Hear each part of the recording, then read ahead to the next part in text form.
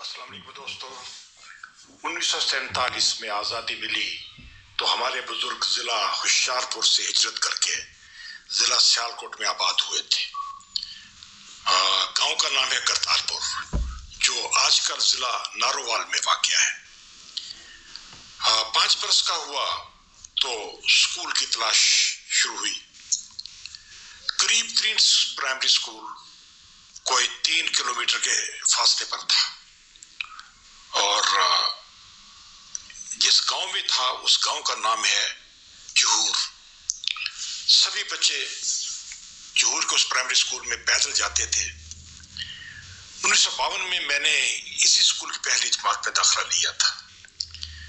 میرے لیے ایک بڑی اٹریکشن یہ بھی تھی کہ میرے نانا جان سید مبارک علی شاہ بھی اسی اسکول میں پڑھاتے تھے، اور میں ان کے ساتھ جایا کرتا تھا۔ 3 کلومیٹر کے سفر کے دوران ہم باتیں کرتے جاتے تھے، اور میں ان سے چھوٹے چھوٹے سوال پوچھتا رہتا، اور وہ بہت شفقت سے میرے ہر سوال کا جواب ضرور دیتے تھے۔ ایک دن ایسے ہی ذہن میں ایک سوال ابھرا اور لبوں تک آ گیا۔ ان سے پوچھا، نانا جان آپ کتنا پڑھے ہوئے ہیں؟ جواب ملا 12 جماعت۔ جس پر میرا دوسرا سوال یہ تھا کہ آپ 12 جماعت پڑھے ہوئے ہیں اور اسکول ٹیچر ہیں، تو اللہ تعالیٰ جو سب کا مالک ہے، جو سب سے بڑا ہے، جس نے سب کو پیدا کیا ہے اور جو ساری کائنات کو چلاتا ہے، اس نے کتنی جماعتیں پڑھ رکھی ہیں؟ جس پر مرحوم نے ہلکی سی مسکراہٹ کے ساتھ ہلکا سا ڈانٹا بھی تھا، اور کہا تھا کہ اللہ سبحانہ تعالیٰ کے بارے میں ایسا نہیں سوچتے،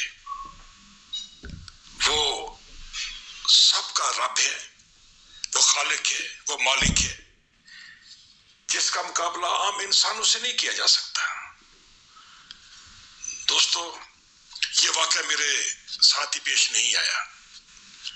اللہ کے تصور کے بارے میں سوالات خلق خدا کے ذہنوں میں ہمیشہ سے اٹھتے آئے ہیں کہ وہ کون ہے، کیا ہے، کیسا ہے، کیوں ہے، اور یہ سوالات آج بھی پوچھے جاتے ہیں۔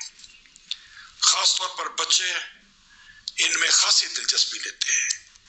ان کے ذہنوں میں ان سوالوں کا پیدا ہونا عین فطری ہے، اور ڈانٹ ڈپٹ کی بجائے بڑوں کا فرض بنتا ہے کہ ان کے سوالات کا مناسب جواب دیں اور انہیں مطمئن کریں، کیونکہ اگر آپ ایسا نہیں کریں گے تو اس حوالے سے وہ اپنے تصورات خود سے بنانا شروع کر دیں گے، جس سے وہ بھٹک بھی سکتے ہیں۔